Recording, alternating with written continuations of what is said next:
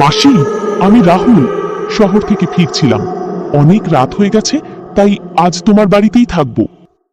শহরে কাজ শেষ করতে করতে রাহুলের অনেক রাত হয়ে গেল। ঘড়ির কাঁটায় তখন প্রায় রাত 12টা। চারপাশে নীরবতা, আর গ্রামের মেঠো পথটা একেবারে ফাঁকা।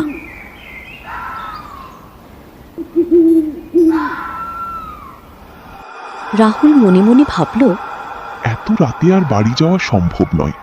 গ্রামের কাছেই তো আমার মাসির বাড়ি আছে, আজ রাতটা সেখানেই কাটিয়ে দেব। অনেক বছর পর রাহুল সেই পুরনো বাড়ির দিকে হাঁটতে শুরু করল। ছোটবেলায় এই বাড়িতে সে কত রাত কাটিয়েছে। তার মাসি তাকে ভীষণ ভালোবাসতেন। কিছুক্ষণ হাঁটার পর রাহুল পুরনো বাড়িটার সামনে এসে দাঁড়ালো। কিন্তু আশ্চর্যের বিষয়, এত রাতেও বাড়ির ভেতর থেকে হালকা আলো দেখা যাচ্ছিল। রাহুল দরজায় কড়া নাড়ল। কে রে? পরিচিত কণ্ঠ শুনে রাহুলের মুখে হাসি ফুটে উঠল। মাসি, আমি রাহুল শহর থেকে ফিরছিলাম। অনেক রাত হয়ে গেছে, তাই আজ তোমার বাড়িতেই থাকবো। দরজা খুলে মাসি হাসি মুখে রাহুলকে ভেতরে নিয়ে গেলেন। আয় বাবা, এত রাতে রাস্তায় ছিলি? নিশ্চয়ই খুব ক্ষুধা পেয়েছে। মাসির সঙ্গে সঙ্গে রান্নাঘরে চলে গেলেন। কিছুক্ষণ পর গরম ভাত, ডাল আর নানা রকম খাবার এনে রাহুলের সামনে সাজিয়ে দিলেন। মাসি, এত রাতে তুমি এত কিছু রান্না করলে কিভাবে? তুই আসবি সেটা আমি জানতাম, তাই তোর জন্য অপেক্ষা করছিলাম।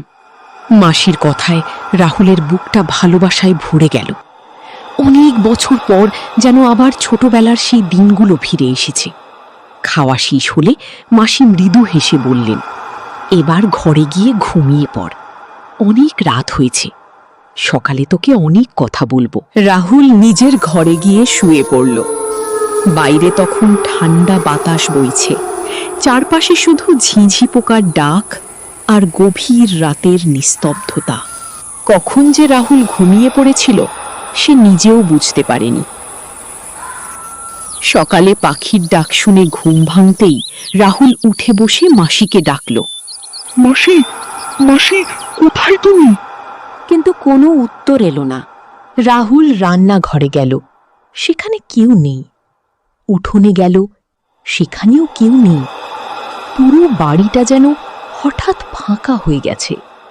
রাহুল অবাক হয়ে বাড়ির বাইরে বেরিয়ে এলো।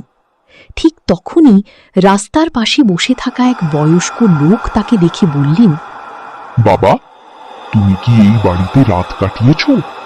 হ্যাঁ, আমার মাসি তো আমাকে রাতে খাবার খাইয়েছেন, কিন্তু সকালে কোথাও খুঁজে পাচ্ছি না। বয়স্ক লোকটি কিছুক্ষণ চুপ করে রইলেন, তারপর ভারী গলায় বললেন, বাবা, তোমার মাসি তো অনেক বছর আগেই মারা গেছেন।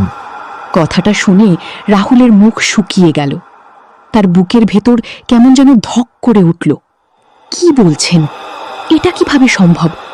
কাল রাতে তো মাসি আমাকে দরজা খুলে দিলেন, আমাকে খাবার রান্না করে খাওয়ালেন। বয়স্ক লোকটি গভীরভাবে বাড়িটার দিকে তাকিয়ে দীর্ঘশ্বাস ফেললেন। তোমার মাসি তোমাকে খুব ভালোবাসতেন।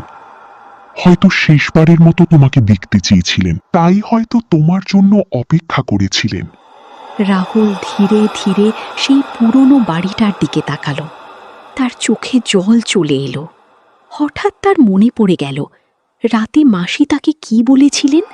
তুই আসবি সেটা আমি জানতাম, তুই আসবি সেটা আমি জানতাম, তাই তোর জন্য অপেক্ষা করছিলাম। রাহুল তখন বুঝতে পারল, এত রাতে তাকে যে আপন করে দরজা খুলে দিয়েছিল, যে নিজের হাতে খাবার খাইয়েছিল, সে আর কেউ নয়, তার প্রিয় মাসি। মাসি, তুমি যেখানেই থাকো, আমাকে আশীর্বাদ করো, তোমাকে আমি কোনোদিন ভুলব না। রাহুল চোখের জল মুছে বাড়ির দিকে শেষবারের মতো তাকালো। তার মনে ভয় ছিল, কিন্তু তার চেয়েও বেশি ছিল মাসির প্রতি ভালোবাসা। সেদিনের পর রাহুল আর কখনো সেই বাড়িতে রাত কাটায়নি। তবে প্রতি বছর মাসির মৃত্যুদিনে সে সেখানে যেত এবং বাড়ির সামনে একটি প্রদীপ জ্বালিয়ে আসত।